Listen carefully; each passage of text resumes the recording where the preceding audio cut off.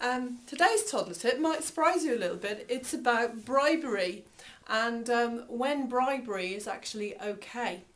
I think we all have an idea that you shouldn't be bribing your child to get them to behave, and I completely agree with this. So for example, if you want them to come with you when you go to the shops or leave the house or sit in the pushchair or their car seat, if you bribe them every time you do that, then you're in for a very long period of having a very difficult child to manage.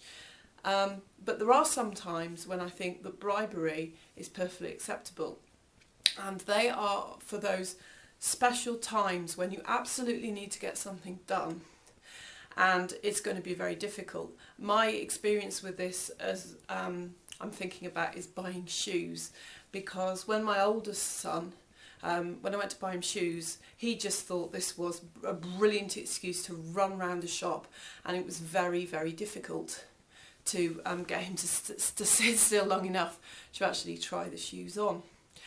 So what I thought up was some pre-planned bribery, which was that after we had bought the shoes, he could have an ice cream, and that's never been something that he's had, on a regular basis. So it was something that's a treat.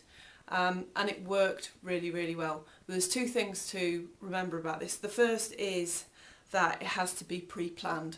If you're very stressed and while your child is playing up, you then resort to bribery, they are going to know that they can make you kind of offer these bribes.